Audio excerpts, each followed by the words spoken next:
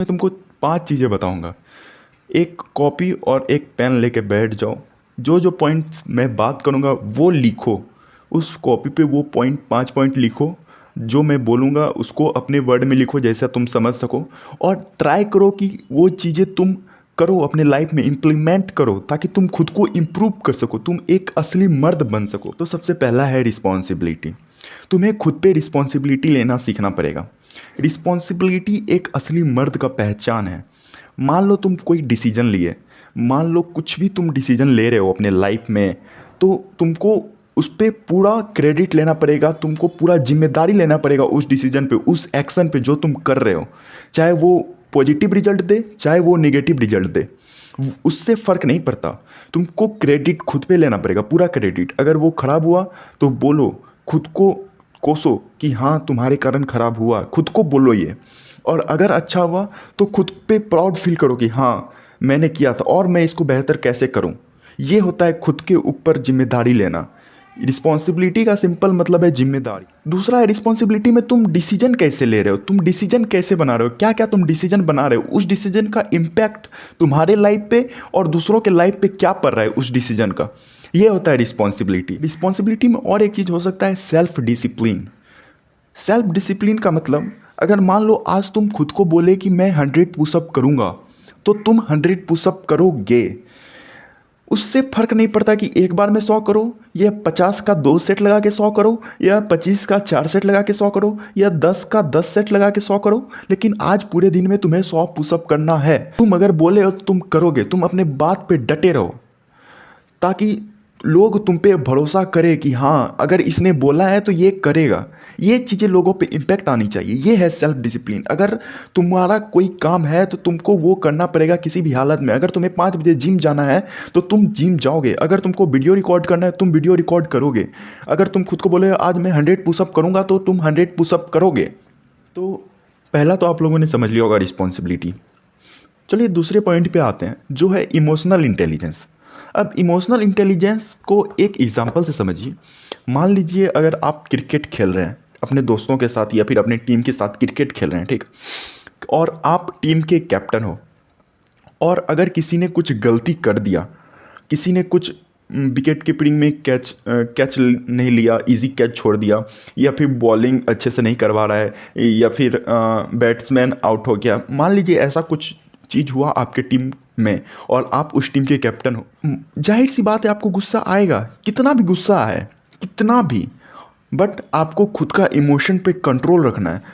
आप क्या बातें बोल रहे हैं गुस्से में वो आपको कंट्रोल में रखना है। आप गाली नहीं दे सकते। आप कुछ ऐसी बातें ना बोल दो ताकि किसी भी प्लेयर को, किसी भी टीम मेंबर को बुरा लग जाए आपके बातों से। ये है कैप्टनसी, ये है इमोशनल कंट्रोल, कि आपको आपके गुस्से पे कंट्रोल है। इमोशनल कंट्रोल में दूसरी बातें मैं आपको प्यार मोहब्बत का एग्जांपल लेके समझाता हूँ, ठीक है। मान लीजिए कोई भी लड़की है, ठीक है, वो आपकी फ्रेंड है या गर्लफ्रेंड है, डजेंट मैटर, बट आप उसके क्लोज हो, आपके मन में वो सब चीज़ें हैं, जो चीज़ें आप समझ जाओ कैसी सब चीज़ें की बात कर रहा हूँ। बट आपने उसको बोला नहीं है अभी तक, ठीक है। आप दोनों के मन में है बट आपने बोला नहीं है, बोलने में डर लग रहा है, कुछ भी ऐसा चीज़ें हो रहा है, ठीक है।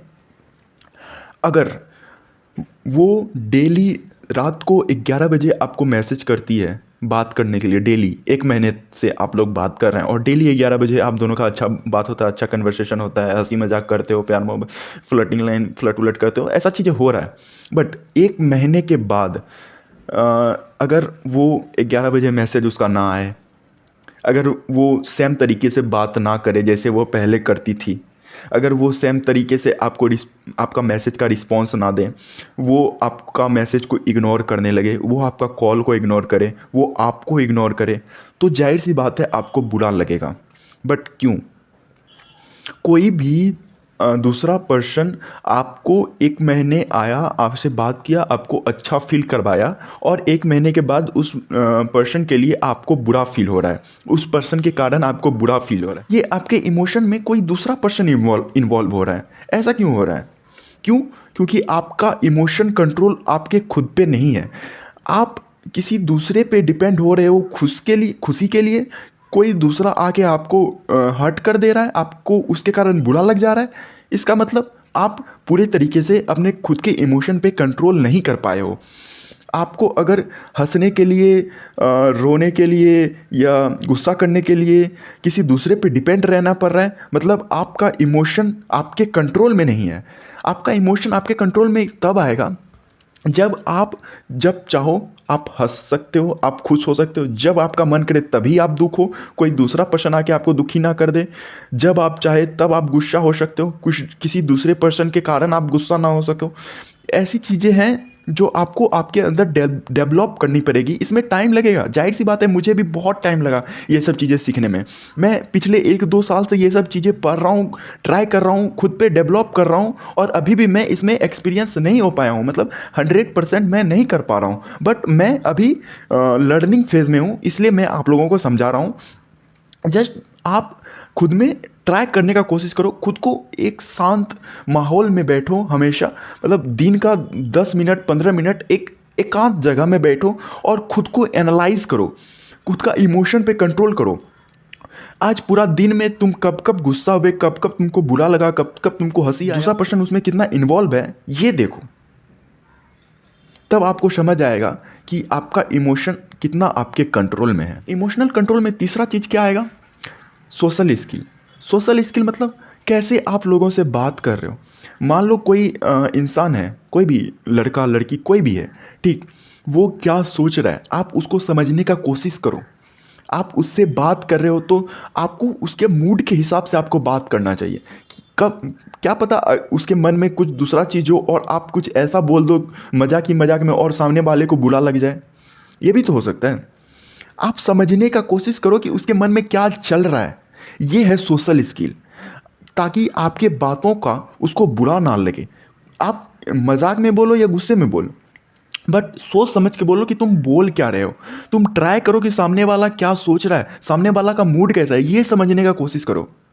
ये आपके इमोशन कंट्रोल में आ जाएगा कि आप अपने इमोशन के बेसिस पे नहीं चल रहे हो, बल्कि आप उस बेसिस पे चल रहे हो जो ज़रूरी है।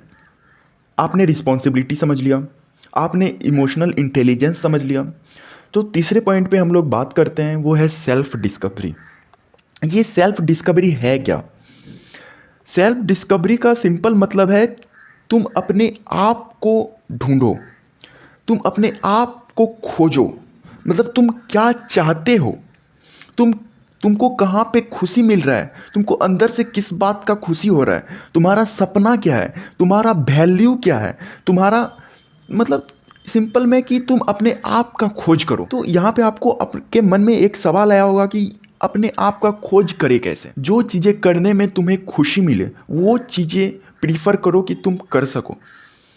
पता है बहुत सारी ऐसी चीज़ें हैं जिसके कारण तुम वो चीज़ें नहीं कर सकते हो, बट तुम ट्राई करो, तुम अपना फेज, तुम अपना सराउंडिंग देख के तुम ट्राई करो कि तुम वो सारी चीज़ें करो जिससे तुमको अच्छा फील होता है, जिससे तुम खुश रहते हो, जिसको करके तुमको अच्छा लगता है। इससे होगा क्या? सबसे पहली बात तो तुमको वो करने में मज़ा आ रहा है, तुमको खुशी मिल रहा है वो चीज़ें करने से, और दूसरा तुमको वो करने में मन भी लगेगा। जो चीज़ें तुमको खुशी दे रही है वो चीज़ें करने में मन भी लगेगा तुम्हारा, और इस वजह से तुम किसी काम में इन्वॉल्व भी हो जाओगे, और वो काम अच्छे से करने पे तुमको वो एक अच्छा रिजल्ट देगा तुम्हारे लाइफ को। तुम्हारे लाइफ पे उस काम को करने से एक अच्छा इम्पैक्ट होगा। कोई भी काम छोटा बड़ा नहीं होता, ये तुमको पता है, ठीक है। कोई भी काम करो, बस उसमें तुम्हारा मन लगे। तुम कोशिश करो कि उसको करने से तुम कभी बोर ना हो, तुमको वो चीज़ अच्छी लगे, तुम दूसरे का ओपिनियन पे डिपेंड ना रहो। ये मत सोचो लोग क्या बोलेंगे, तुमको करने में मज़ा आ रहा है तुम करो। लोग तुम्हें पैसे नहीं देंगे, लोग तुम्हें खाना नहीं देंगे, लोग का ओपिनियन तुमको जज नहीं कर सकता। तुम खुद में सोचो कि तुम क्या हो, तुम क्या कर सकते हो, तुम क्या करना चाहते हो, और करो। अपना खुद का वैल्यू बनाओ, अपना खुद का पर्सनैलिटी बनाओ। जब लोग तुम्हें दूर से देखे तो तुमको, लोग को पता चल जाना चाहिए तुम क्या हो। तुमको देख के पता चल जाए तुम क्या सोच रखते हो, तुम क्या कर सकते हो, तुम क्या करना चाहते हो। अपना पर्सनैलिटी ऐसा बनाओ। समझ रहे हो मैं क्या बोल रहा हूँ? चौथा पॉइंट है इंडिपेंडेंस।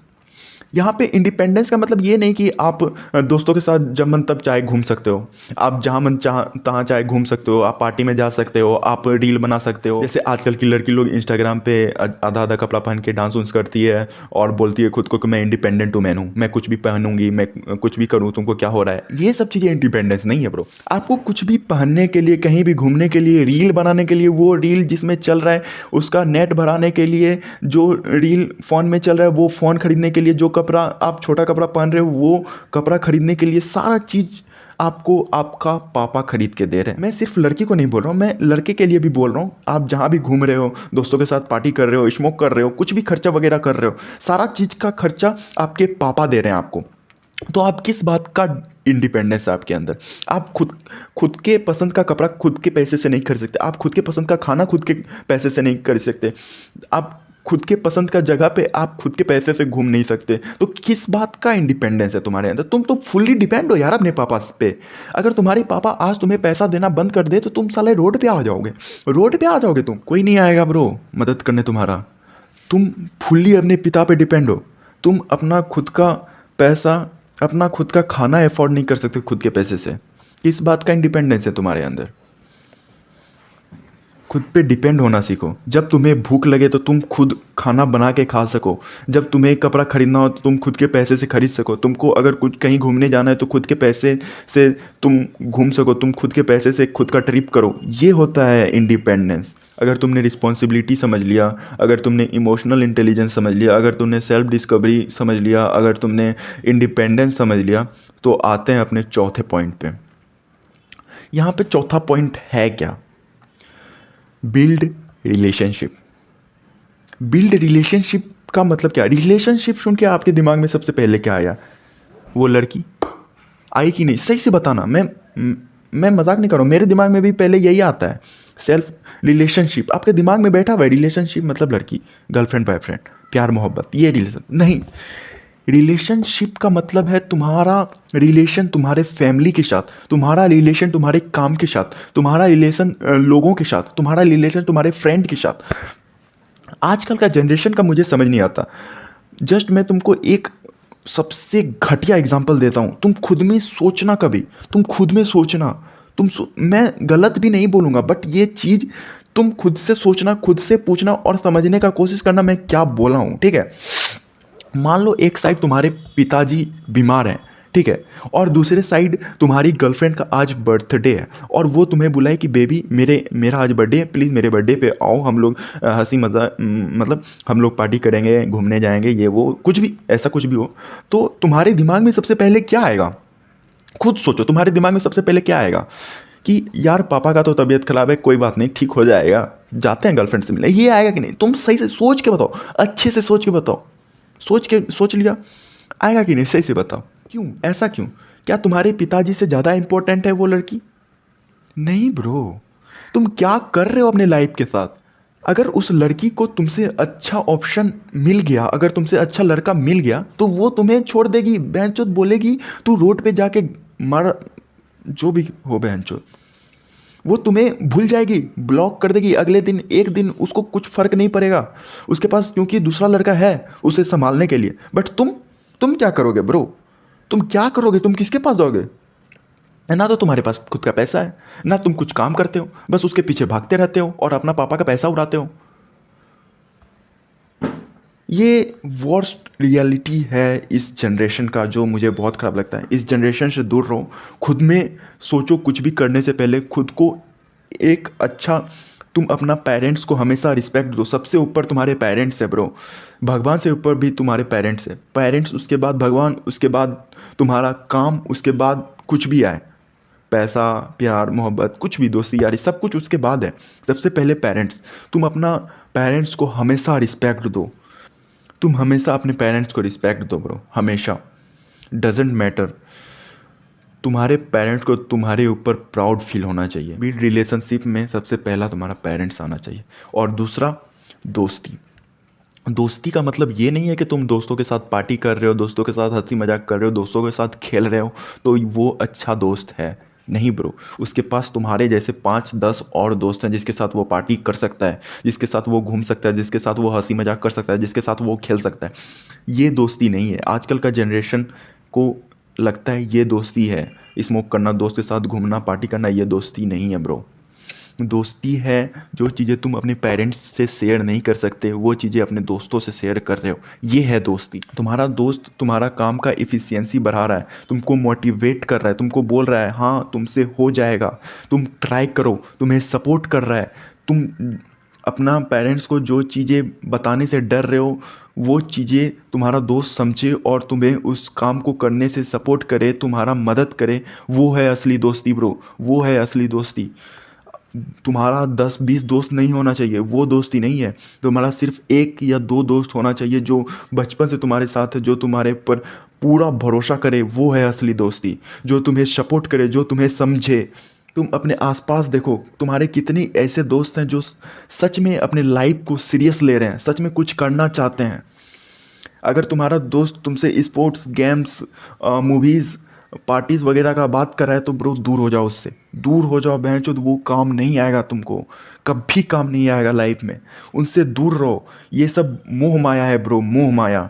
जस्ट अपने आप पे फोकस करो। तो इस वीडियो में आपने 5 चीज़ें सीखी। क्या क्या मेरे साथ बोलो। Self responsibility, self discovery, emotional intelligence, independence, build relationship. अगर ये 5 चीज़ें आपने समझ लिया अच्छे से तो तुम यहाँ से यहाँ कब चल जाओगे तुमको पता नहीं चलेगा ब्रो। खुद में ट्राई करो ये सब चीज़ें करने का, ये सब चीज़ें तुम इम्प्लीमेंट करो अपने लाइफ में और तुम दिन पर दिन हर एक दिन बेहतर बनते चले जाओगे, ये मेरा गारंटी है।